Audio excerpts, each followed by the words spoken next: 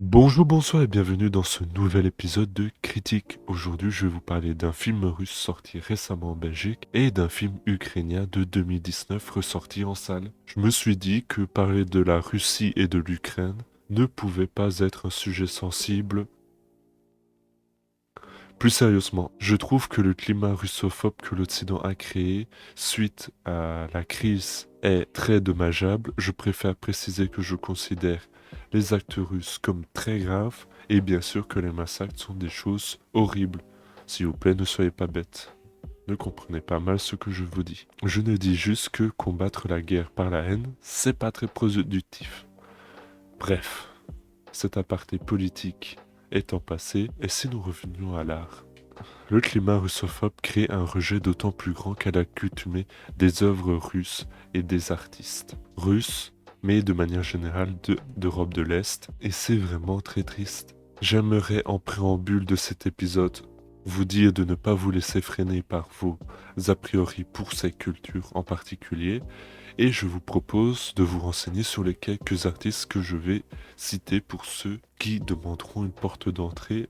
Pour la musique, je vous conseille d'écouter Piotr Tchaïkovski, Anatole Tchekhov, Léon Tolstoï, Mikhail Bulgakov pour la littérature. Ces derniers d'ailleurs, je vous mets en description de cette vidéo des ouvrages libres de droit disponibles sur internet si vous voulez les lire tout simplement. Pour le cinéma, c'est assez difficile de vous évoquer certains noms tant les artistes russes ont été fondateurs pour le cinéma contemporain. Mais essayons. Sergei Eisenstein, Lev Kuleshov, Andrei Tarkovsky. Je ne vais pas vous dire en quoi ces artistes sont importants, sinon je devrais faire une vidéo à part entière sur chacun d'eux.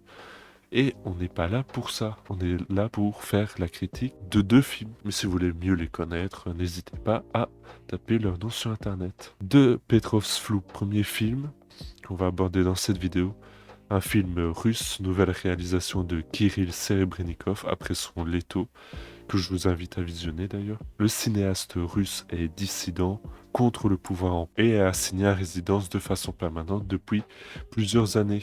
Petrov est atteint d'une fièvre lorsqu'il rencontre son ami Igor qui va le faire boire. Une déambulation alcoolisée va mêler rêve et réalité entre souvenirs d'enfance et froide réalité russe. Le héros est perdu entre rêve et réalité.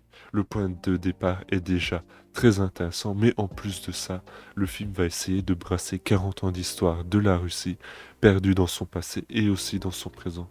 L'occasion rêvée pour le cinéaste dissident de dresser un bilan entre les deux périodes pour questionner le changement de mœurs, de société et de culture. Le film dégouline de verbes et de cinéma, les personnages parlent très vite, dans des dialogues très longs, ça éreinte le spectateur, la mise en scène est incroyable, elle est rapide, nerveuse et toujours inventive, c'est ça. Elle se renouvelle entièrement à chaque scène. Tantôt on a un film de comics, tantôt un film d'action et même un genre de cinéma naturaliste russe en noir et blanc. Le film n'est que des digressions de la trame principale, créant ainsi un joyeux bordel, mais surtout une possibilité de submerger le spectateur devant tant de jeux de mise en scène, jeux de cadrage, jeux de montage et même jeux avec le décor, pour lui faire ressentir un comment pouvons-nous nous en sortir. Ce film est vraiment fascinant, j'ai été bref sur ce dernier, je ne veux pas vous divulgacher la moindre scénette, ne fût-ce que la scène d'intro est incroyable. Et c'est pour moi un réel choc esthétique. Ce film est vraiment énervé, méchant, voire acide, et je vous encourage vraiment à aller le voir. Je vais continuer par Donbass, le dernier film de Sergei Lonitsa, sorti dans un but caritatif pour la Croix-Rouge en Belgique après les événements récents. Le Donbass est une région ukrainienne donnant son nom au récit au cœur d'un conflit armé depuis 2014 qui a dégénéré jusqu'à les événements de 2022. Cette région est le théâtre d'affrontements entre Ukrainiens, forces russes et russophone est autant plus complexe que le récit des événements est lui-même l'enjeu d'une propagande impitoyable et violente.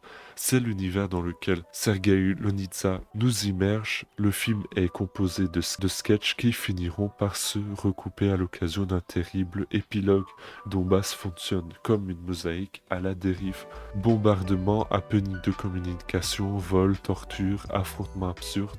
Partout, la folie gangrène un pays dont on n'est jamais certain de saisir quel camp défend quelle extrémité, avec une énergie égale mais bouillonnante, une rage froide mais déterminée.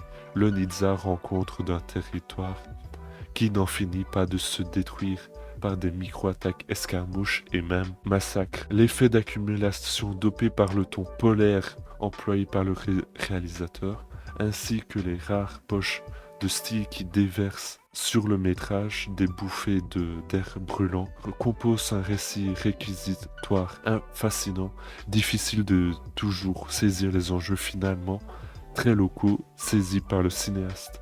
Malgré tout, lorsqu'il essaye de filmer les positions arbitraires du conflit, les volontés propagandistes de ces derniers, il propose une vision de la guerre absolument fascinante. Si Donbass marque par ses idées cinématographiques assénées aux spectateurs comme autant de coups de poing, c'est parce qu'au-delà de la force intrinsèque de ses idées, Lonitsa joue avec finesse et rage les prolongations, poussant chaque scène dans ses derniers retranchements d'immondices sublimes, mise en scène en cauchemar, rehaussée par de petites mais bouleversantes touches d'humanité. Il compose une chronique de guerre à part. Mais Donbass est un pamphlet assumé, fascinant.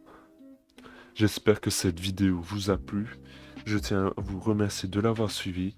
Si vous voulez soutenir la chaîne, vous pouvez vous abonner, laisser un like sur cette vidéo. On se retrouve la semaine prochaine. C'était Divan. Salut.